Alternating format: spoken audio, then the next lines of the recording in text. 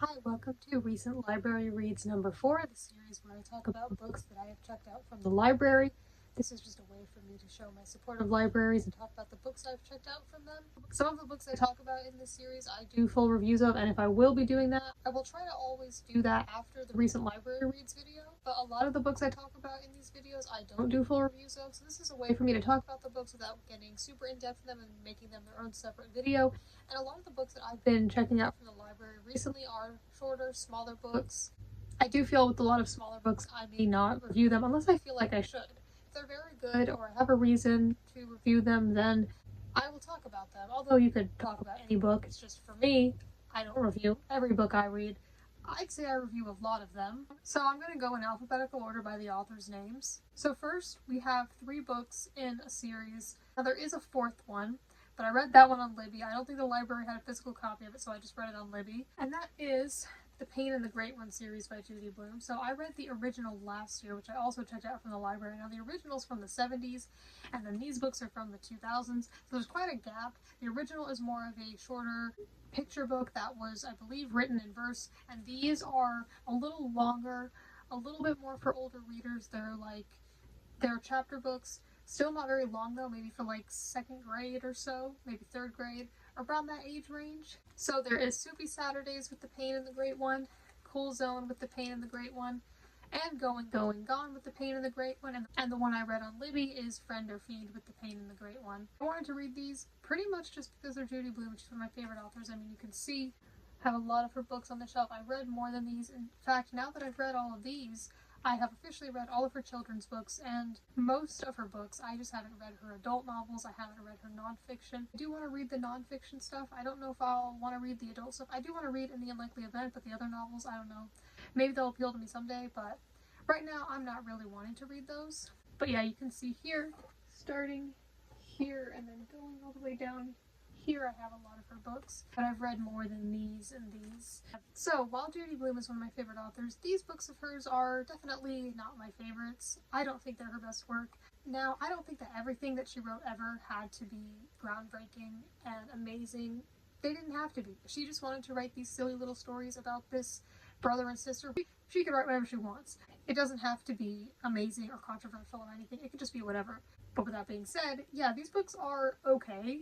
I think a lot of people would read them just because they're Judy Blume. Besides that, I don't know if I enjoyed them much, but I'll get into each one. So, Soupy Saturdays, I think this was my least favorite of all of them. This one I gave 2 stars. Sometimes, especially with like smaller books, there's just not much to them, which can be why I rate them low. But sometimes books, even being smaller, even being picture books, can do a lot or have a good message with what little they have. This one I just found kind of boring, and I think the series gets better when it comes to this aspect of it, but like a lot of it is just like these 2 siblings bickering. Now, I don't know what it's like to have a sibling, but it just was like annoying that they were just like always fighting. There like was just nothing positive about it, and maybe that's realistic for some people. Maybe some kids read this and it reminded them of their life and their home, and that's great, I guess. But of course, I can read stuff and even like stuff that I can't relate to. I mean, I've said that Judy Blume's book, actually I'll pull it out, It's Not the End of the World, was a book I read in 5th grade that I would say made me fall in love with reading. It wasn't the first book I read and enjoyed. I had read books before and enjoyed them, but this really got me into reading.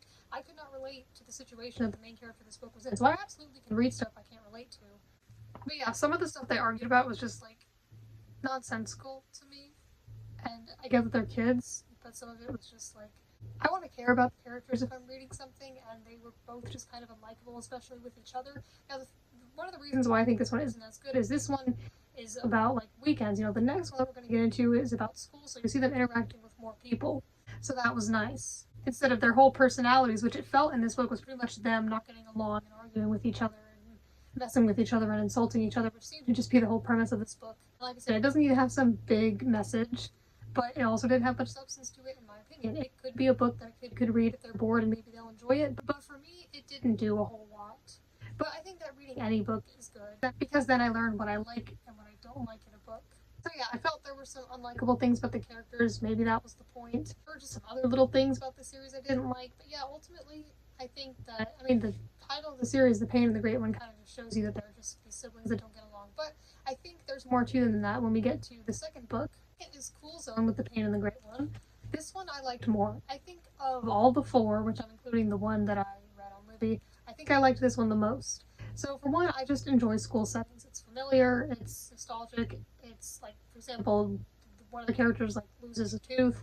And I'm talking about the tooth fairy, like I kind of forgot that losing teeth is a thing when you're a kid, so it reminded me of that, so that was nice. So yeah, ultimately I enjoyed this one more. I liked seeing other characters other than just the two kids and their parents and like one family member and a barber and whoever else was in the first one. There were a few others. But yeah, definitely a lot more people, especially a lot more kids their age. Another really cool thing about each of these books is at the very end there is the cat's perspective, because these books alternate between the Pain and the Great One's perspectives, and then at the end we get to see the cat, so that's pretty cool, and I think he definitely sounds like a cat, and so that was kind of entertaining. Like, I just read these because it was like, why not? Because they're so short, the illustrations in them, plus the text is like really big, so they were quick to read. But I read them for another reason as well, which like wasn't the intention at the time that I checked them out from the library, but I'll get into that and why they were actually pretty helpful for me, even though I didn't really love them. I mean, they were okay, they were light reading, light being the important word here, which we'll get to. These books may have some things in some chapters that are referenced or mentioned later in other chapters. There may be some full circle moments. They may have an overall theme in them. But generally, a lot of the chapters are just like separate stories. But a lot of these, like in this book compared to Soupy Saturdays, I just liked some of the stories and settings and plots of each story a little more than before. But by far, my favorite thing about this book and the whole series is Horace, the class guinea pig. This is just such a funny image to me. He's hilarious. I love him. He's great. I liked him more than the two main characters. I liked him more than any other humans. He's not in the book very much. I think he's only in this book and none of the others, but Horace was fantastic. We loved him. Next was Going, Going, Gone. This one was very like vacation themed, I guess. Like they go to the beach, you can see here, they got their paddle boards, diving boards, whatever they're called. They go to like a county fair or something like that. That was an interesting setting. Some of the stories in this one I just didn't care about as much, at least one in particular, like especially not being the target audience. I gave this one 3 stars, I gave Cool Zone 3 stars, and Friend or Fiend I also gave 3 stars. So these are all a little better than Soupy Saturdays, or maybe I was also just getting a little more used to it. But yeah, I didn't love these books. They were okay. I'll get into that reason why they were pretty useful for me, but they were just alright. And ultimately, I'm sure these books are fun for a lot of kids. I'm sure some can relate to them more than I can, but I think that these books aren't different when it comes to Judy Blume understanding kids and remembering what it's like to be a kid and writing about their feelings. I'm not saying that they don't feel like kids. They certainly do. The stuff they argue about is crazy. So yeah, I don't think that they're like poorly written. They're just okay. Not the most entertaining, groundbreaking stories ever, but some stories can just be fun little stories, and those seem to be what these are. So the reason why the Pain and the Great One books were so nice to read is because I have recently been reading some books that I'm just not enjoying very much, longer like novels, and it's been useful to have these books because, like I said, they're light, they don't take very long to read, they don't take a whole lot of thinking, unlike some of the other books I've been reading, and sometimes maybe I'm reluctant to read certain books, and it feels like a big task. Then I'll start by reading some of these, and that gets me into the reading mood. That way I'm a little more focused compared to if I'm doing something that doesn't require much focus, and then I'm trying to get right into reading, and then it might be kind of hard to transition into that, so these were helpful for that. Or if a book really felt like a slog to get through, like a book I'm currently reading, which I'm close to done with, but even when I'm, like, sometimes when I'm almost done with the book, I might read a little bit more of it than I did before because I'm just so close to the end. But even with this book, that's just not happening because I'm just not enjoying it. But I'm gonna do a review of it for sure. And that is not a book that is in this video. But reading the Pain and the Great One books helped to remind me that I do like reading. I just don't like all the books that I read. And they helped me to keep reading and stay in that reading mood, or act as a nice little buffer. Plus they were still actual books, so I was still reading in between those hard parts of the book. So I would read like some of a harder book, as in harder to get through for me, and then read some of this, and that kind of helped. Because if I didn't do that, maybe I would be reading less and feel less motivated to read if I'm only reading books I don't enjoy. I always wanted to be reading at least something that I'm enjoying instead of only reading books that I'm not liking. So that was really nice. So yeah, I wouldn't have bought any of the Pain and the Great One books, so I'm very thankful to libraries for giving me access to that through physical copies and through Libby. Next, I have some of the Who Was books, which I've mentioned in these recent library reads videos before. These are a lot of the books I get from the library because they're short and fun, easy to read, easy to understand. I could read them in a day. maybe even like an hour or two. So this time I got 3 of them, and there are still a lot more that I want to read. My library system definitely has a lot of them, and there are a lot more in my TBR. Like, I like reading these biographies. I wouldn't want to read a really long biography about most of these people, if any of them, but some of them, it's like, this won't take me that long to read, and I can still learn a lot about them and about history and other things, so I go ahead and read them. So the 3 I got were Who Was David Bowie by Margaret Yurovich. We got Who Was Charles Schulz by Joan Holub, and Who Was R.L. Stine by M.D. Payne. This one in particular, I really like the cover because it's made to look like a Goosebumps book with all this stuff around it, so that's a pretty nice cover. So yeah, these were all fun, interesting reads. I'm glad there's finally one about David Bowie. I think this one was published in 2021. I remember looking through these, because I've read these books for a while. I remember looking for this one. It didn't exist yet, but looking to see if there was one about him in like 2019. At that point, he'd been deceased for a few years. It took a while, but there's finally one about him. I mean, it's not always after someone dies. Like, as you can see, this one's about someone who's still alive, so it says who is. But yeah, it definitely made sense for this to be a thing. So yeah, this was pretty interesting. Who Was Charles Schulz, about the creator of Peanuts / Charlie Brown. I did not know very much about him, so this was pretty interesting. And Who Is R.L. Stine was very interesting as well. I have watched some interviews of him recently. I think he's pretty interesting. I've only read 2 Goosebumps books so far. I've read The Cuckoo Clock of Doom, and I've read Welcome to Camp Nightmare. Welcome to Camp Nightmare I really liked. I thought that one was really good. I actually did a review of it. Like, I wasn't even planning on it. I was just reading it because like a friend recommended it to me, and it was kind of short, so I was like, yeah, I'll read it. But it was so good, and I was still thinking about it even after I'd finished reading it, and I still think about it sometimes. And so I did a review of it. I definitely plan on reading a lot more Goosebumps books. I also want to read some of the Fear Street books. I'm really interested in those as well. If you don't know what those are, those were, some of them came before Goosebumps. They are, like, Goosebumps is more for, like, younger children, like elementary school, maybe middle school. And then Fear Street was more young adult horror, so I'm really interested to see those and just see how far he goes. So I know my library system has some of those books, so I definitely want to read some of those. I haven't read any of them yet, but I definitely want to check them out. But yeah, very interesting to learn more about this author. So the last book that I finished, keyword finished, because there is one other book I checked out from the library, but I DNF'd it. I'm still going to talk about it, but yeah, as for the last book I finished, that is Pizza Face by Rex Ogle and Dave Valleza. Not sure how it's pronounced, but I'm trying. This is a graphic novel. This is actually a sequel to a graphic novel called Four Eyes, which I haven't read that one, but I heard about this book, and it sounded interesting. And from my understanding, you don't really need to read the first one first. Maybe then you'd understand the characters a bit better, but I didn't feel too confused while reading this one. I don't plan on reading the first one unless you think I should, let me know. But I heard about this video from the channel Colby Sharp, and it sounded interesting. And I mean, it has pizza in the title and on the cover, so that definitely intrigued me, which is probably why I clicked on his video in the first place. So this book, from my understanding, is very based on Rex Ogle, the author's childhood, and I think that it might even take place when he was a kid, but I'm not sure when exactly that would be. I know it can't be any earlier than the 80s. I don't believe any specific time period was mentioned, but it could be like the 80s or 90s, because it just seemed that way, like with like the technology, or rather lack thereof.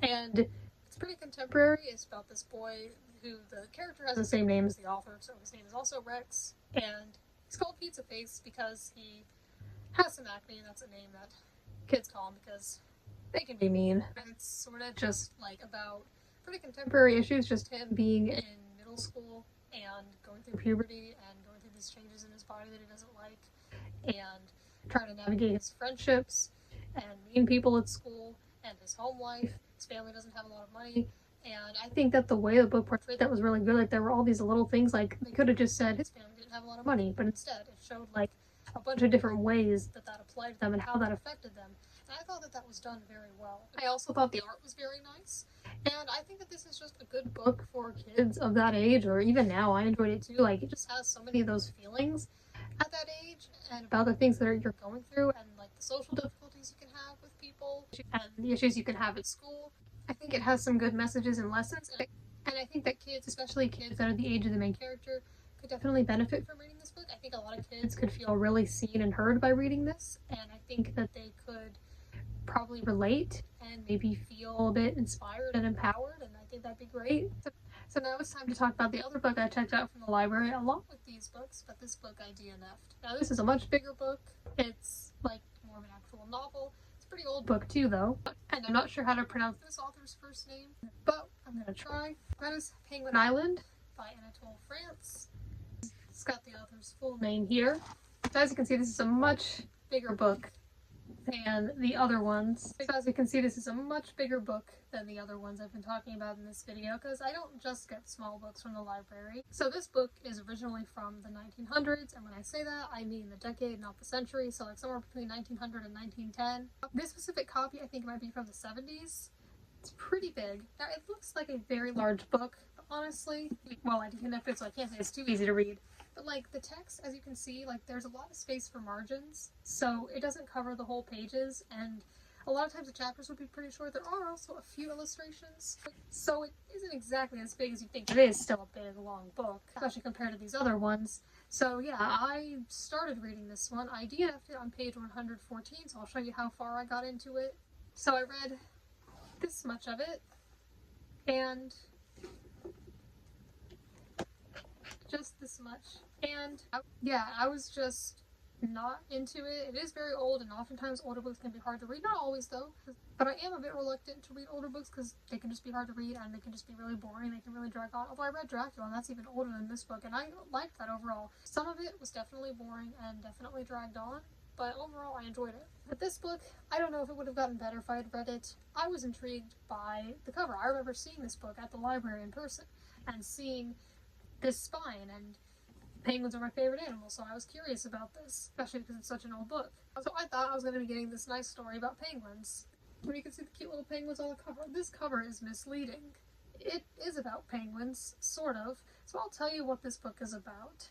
It's considered a classic, but not classic as in like super popular.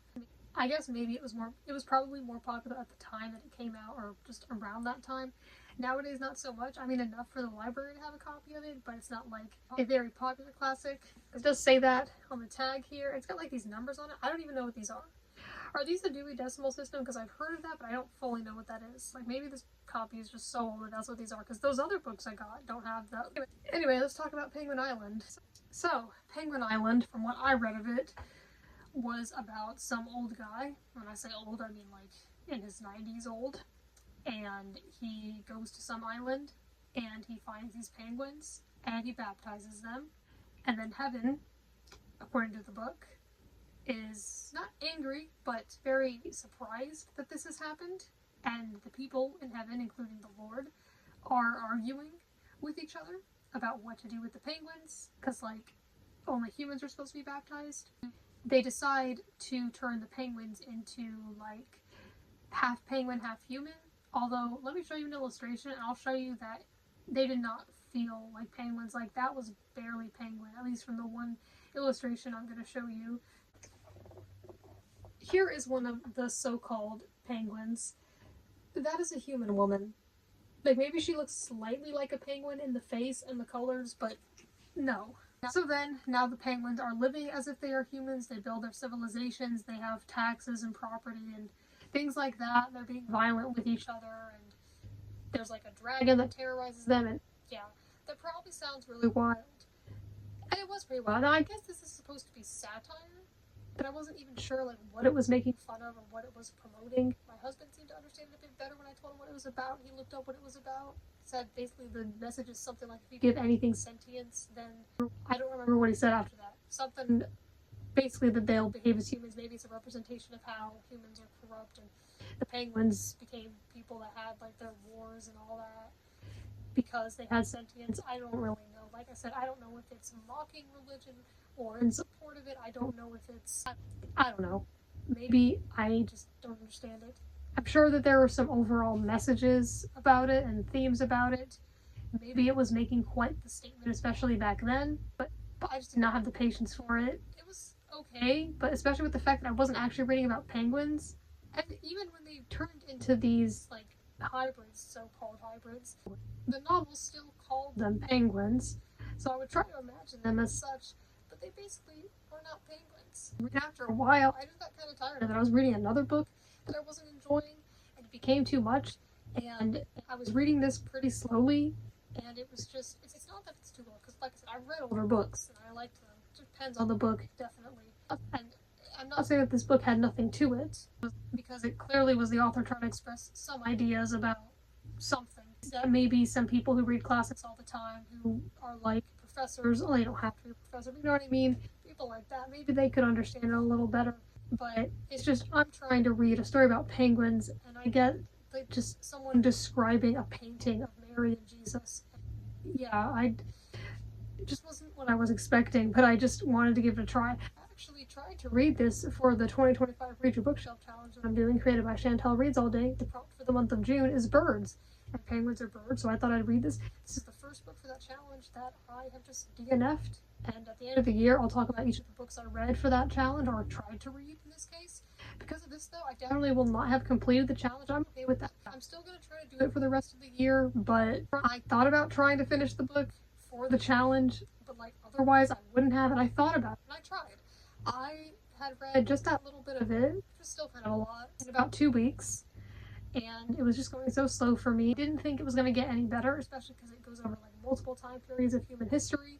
So there wasn't really much of an opportunity to get like attached to characters, which, as I said earlier in this video, characters are very important to me, and their relationships with each other and getting to know them and liking them and relating to them and stuff like that. So because of just the way everything was formatted, I wasn't sure that I was going to get into it anymore. Maybe it would have gotten better. Let me know if you've read Penguin Island. It's got like 2,000 ratings on Goodreads, which isn't like unknown, especially for a book this old. That's kind of impressive, but it's not like super popular. It wasn't really my thing. I'm glad I gave it a chance, but I'm happy to DNF a book if I'm not enjoying it. Some people are really strict about always finishing a book. Some people are like, my time is too valuable to me, life's too short, I'm not going to read a book I'm not enjoying, and yeah, I do agree with that. If it's a book that somebody asked me to read or anything like that, maybe I will try harder to finish it. But I have over 300 books on my TBR. I have so many books I want to read, many of which I'm sure I will enjoy more. So I DNF'd it, and maybe you're reluctant to DNF a book, and that's fine. I understand wanting to complete it. I get that entirely. But I don't think it's about how many books you read. I think it's about how much you enjoy them and how much you get from them. But if it's not working for you, especially if you've given it a chance, like I gave this over 100 pages, I think it's okay to DNF it. There was another book I DNF'd recently, and in both cases, I think that DNFing felt like a relief, a weight off me, and I'm glad that I did it. It can feel good. Especially for me, because I do agree with my time is too valuable, but also like a lot of people can read books really fast in like a few days or one sitting. I am not going to read a novel in one sitting. It usually takes me a few days, on average I'd say a week or two. Sometimes it can take longer than that. If it's taking over a month and I'm still reading it, for example, like I wasn't reading this for that long, but if I'm doing that, then yeah, I'm probably not enjoying it, because a big factor in deciding how long it takes me to read a book will be how much I'm enjoying it. And with this book, I didn't feel much of a factor of wanting to find out what would happen next. So yeah, maybe I'm missing out on the genius of the author. Maybe I just don't get it. But I also just like to read books that I feel I can relate to more, that I will enjoy more. I like to branch out, and I'm glad that I tried. And I think it's good to read things that are different from what you've read before, especially from different countries. Like this author is French. Well, was. So I am going to continue to branch out, but it's also okay if you know what you like and just want to read the books that you like, because if you're reading in the first place, that's good. So I think that's all that I have to say about Penguin Island. I tried it. I told you what it was about. I DNF'd it. Wasn't my thing. I feel like I could do better things with my time, especially because for me, I do not read super fast, so it just wasn't worth it, and I just had to make the decision to DNF it. Which would make it sound so dramatic saying that, like I made the decision to DNF. Like, it doesn't have to be that serious.